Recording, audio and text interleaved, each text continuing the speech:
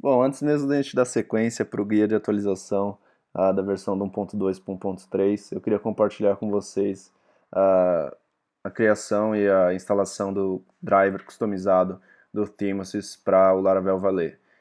Esse vídeo ele é mais focado para usuários de Mac, uma vez que o projeto ele funciona oficialmente só para computadores da Apple, mas a gente já tem repositórios rodando em Linux, Ubuntu, Fedora, enfim, já tem variações e tem gente que já consegue também rodar em Windows. Então, dependendo do estágio que tiver no seu ambiente, você faça a instalação ou não, mas uh, esse vai ser um vídeo curto justamente porque é só para eu melhorar o meu workflow, também porque eu troquei de computador, então eu ainda não configurei esse ponto.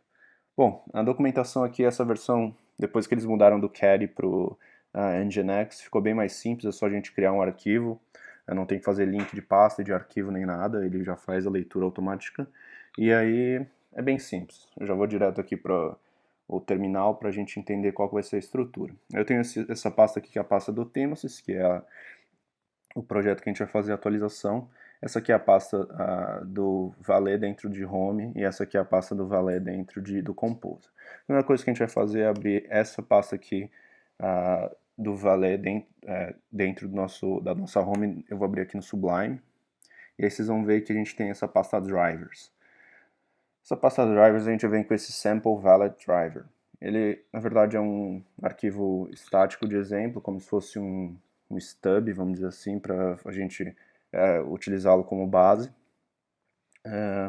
que é o que a gente vai fazer. Eu vou duplicá-lo aqui e vou renomear ele para Themosys Valet Driver. Eu vou até copiar esse nome, porque eu tenho que trocar o nome da classe. E aí aqui estão os três métodos obrigatórios. O From Controller Path, que ele vai resolver toda a questão dos caminhos da aplicação. O isStaticFile, que ele vai definir se a gente está fazendo uma chamada para um arquivo estático, tipo uma imagem, um arquivo CSS, um PDF, vamos dizer. Caso contrário, ele vai resolver dinamicamente a URL. E o service, que ele tem que retornar verdadeiro para identificar, entre aspas, identificar o projeto. Então, como assim? Eu preciso fazer aqui uma comparação, fazer um if que retorne true com uma condição única de cada projeto. Então, por exemplo, no WordPress é só eu fazer um file exist wp config.php, porque a gente sabe que esse é um arquivo padrão do WordPress e que dificilmente ele vai mudar e dificilmente algum outro projeto vai utilizar o mesmo nome de arquivo e o mesmo caminho para o arquivo. Bom, a primeira coisa que eu vou fazer é a seguinte. Ele estende essa classe chamada Valet Driver. Ela fica aqui dentro do Composer. Eu vou abrir aqui também no Sublime só para vocês verem. A gente tem aqui dentro de Valet, CLI e Drivers. A gente tem dois arquivos, vamos dizer assim, padrão. O Valet Driver, que ele é só as classes abstratas, e o Basic Valet Driver, que ele é uma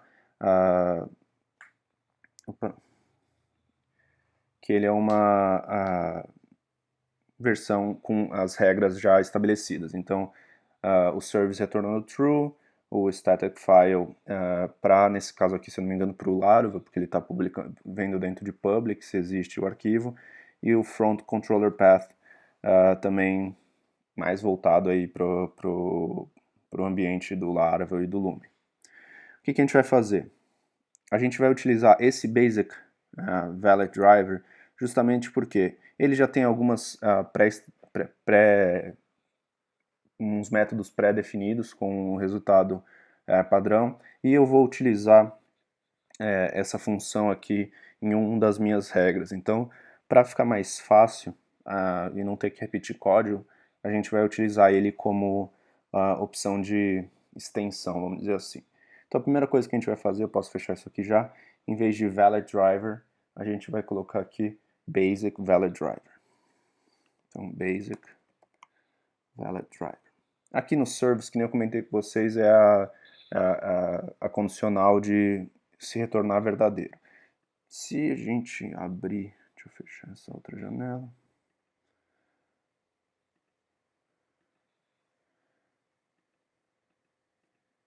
se eu abrir o projeto do Themesis aqui, ó, vocês vão ver que um dos arquivos únicos que a gente tem nesse projeto é esse arquivo de environment, que ele fica dentro de library, themesis e config. Então, o que a gente pode fazer? A gente pode fazer aqui, ó, file exists, certo? Deixa eu fechar isso aqui. Então eu vou retornar isso.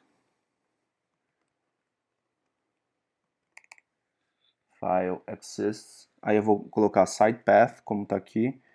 E aqui eu vou pegar o caminho do arquivo que eu comentei com vocês. Então aqui, ó, que nem ele mesmo coloca no exemplo, arquivo que vai identificar o meu framework. Então, library themesis config environment.php.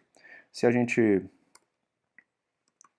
fizer um die dump, que não tem die dump, né, mas esse é um die var dump,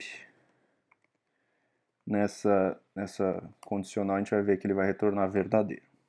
Então, a parte de identificação do nosso framework, nosso projeto já está ok. O segundo ponto vai ser o isStaticFile. Isso aqui, diferente do exemplo que está aqui, que está mais voltado para o Laravel, eu vou fazer uma mudancinha. Então, aqui em vez de colocar esse file exists, eu vou colocar assim, if this is actual file, depois que eu escrever this is actual file, variável site file static file path vai ser igual a site path mais o RI. Então, é só tirar o public aqui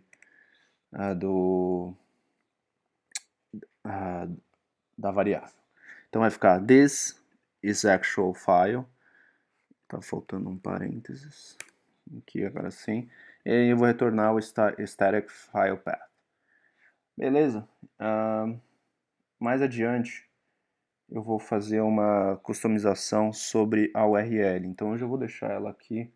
É um método também que existe dentro daquelas classes padrões, que é o mutate a URI. Que é justamente para, no caso do Themesis, a gente conseguir remover o htdocs da URL. Então é coisa bem simples. Já vou até, acho que vou fazer agora. A única coisa que eu vou fazer, eu vou dar um rtrim. Então vou dar um return rtrim. Aí aqui eu vou passar string htdocs, certo? Vou concatenar com o RI e aí eu vou retornar só um backslash, certo? Bem simples, isso aqui ele vai facilitar bastante a questão das nossas URLs e é uma coisa bem bestinha. E aí por fim a gente tem esse front controller path. Esse aqui é um pouquinho mais complicado justamente porque a gente está trabalhando com um projeto envolvendo WordPress e o WordPress ele trabalha com algumas variáveis globais de server. Então a primeira coisa que a gente vai fazer é o quê? A gente vai dar aqui um if,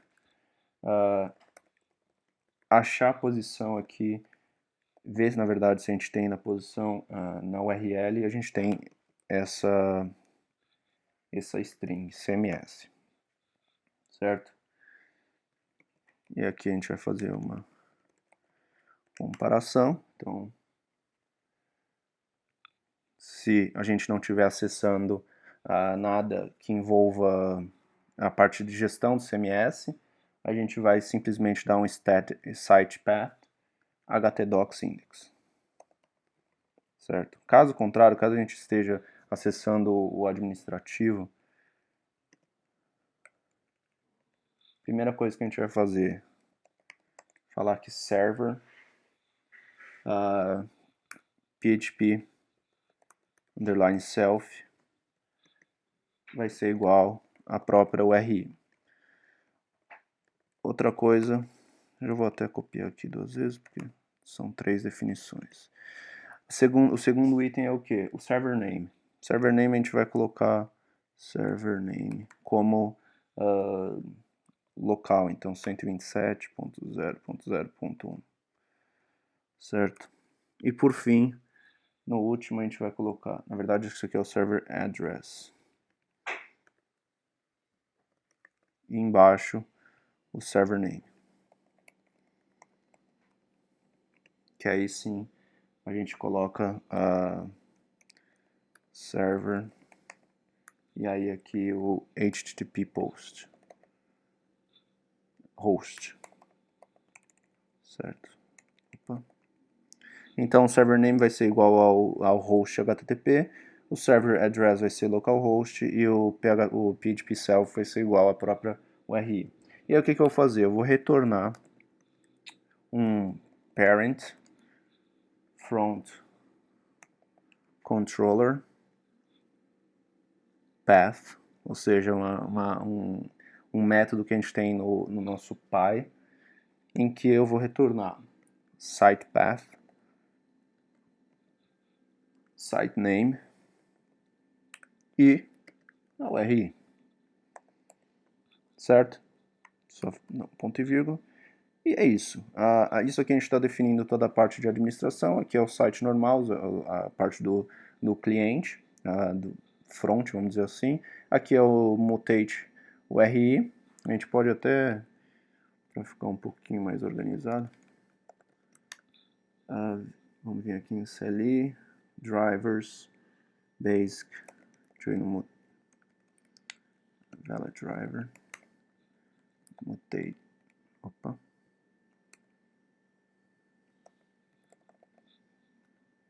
Aqui, só para ficar bem documentadinho, eu vou adicionar aqui, certo? Agora em tese, se a gente testar aqui a nossa aplicação, ela vai estar funcionando e está. Eu consigo aqui entrar na dashboard, ele está fazendo o reconhecimento dos CMFs. Se eu quiser adicionar, ver todos os posts, adicionar na mídia, está tudo funcionando certinho. E para facilitar também, eu subi esse driver no Git, então eu vou colocar ali na descrição do vídeo para vocês o endereço.